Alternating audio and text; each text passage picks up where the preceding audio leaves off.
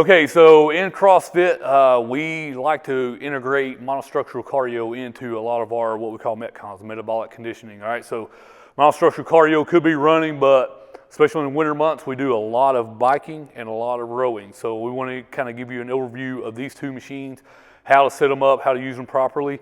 I'm going to start out with the Rogue Echo Bike. This is our torture device of choice here today. All right, so starting out, probably the most important thing setting up on the bike is basically the seat height. So we simply want that to kind of match our hip bone here. So Allison is a level 2 on the seat height here, kind of right in with her hip bone here. If we wanted to adjust that, make it higher or lower, we can unscrew this guy and it pulls out, and you can make it as high as you need to, or put it back down on 2. For perspective, I'm usually a level 6 on this, so you can see our height difference. We need a different seat height. So Allison's going to hop on there.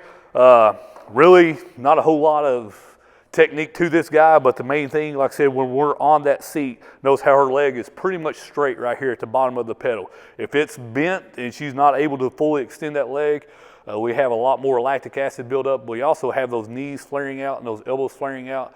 We're not as efficient as we could be on the machine, but she's simply going to take off. Riding the bike, it does generate a lot of wind, but that's okay. But normally we mark this in calories. So we have a nice little pedometer up there that kind of tells you how many calories you're doing. On average, 10 to 15 per minute for most people, unless you're really in a dead sprint. But yeah, this is your Rogue Echo Bike. Basically all you need to know about it. All right, now we move on from here. We're on to the Concept 2 rower. All right, so this guy right here, we do use usually a couple times a week. Very low impact, very good piece of equipment, and essentially indestructible. So if you're ever looking at buying a piece of cardio equipment for your house, highly recommend these. All right, so you can just hop on these guys and turn them on and start rowing, but there is a lot of things that kind of go into proper rowing technique. So starting with the first thing, our footrest. All right, so these guys are adjustable. Always kind of put these little holes here, but we essentially want those straps going across the bottom of our shoelaces. Allison here, she's usually about a 3. Well, not usually, she is a 3. All right, so once she sticks her feet in there, that band, notice it goes across the bottom of her shoelaces. That's where we need to be for there. All right, so once she reaches forward and she grabs the handle, all right, we're looking at a few things, all right, in the startup position. So first thing, notice the angle of her torso. If we're looking at an hour clock and we have 11 o'clock here and we have 1 o'clock there, we want to try to mimic that with her torso. So starting out, we're at 11 o'clock and we're going to drive through her heels using her legs to kind of pull the weight back, keeping those arms straight.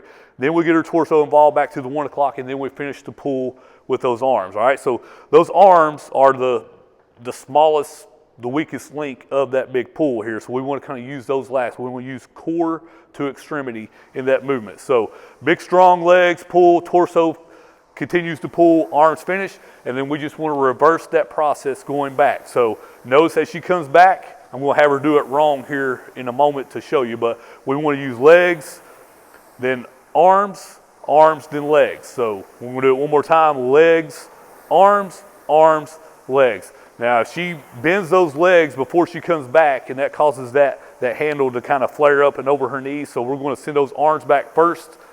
Arms back second. We're going to start bending those legs.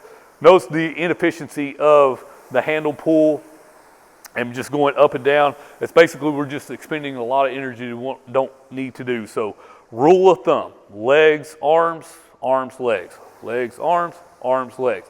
If you're doing that, you're good. Damper setting on the side, we can talk about that in class, but most guys, we're looking at 5 to 6 on the damper. Most girls looking at 4 to 5. You really can't go wrong with that during a Metcon. All right, so this is your rower.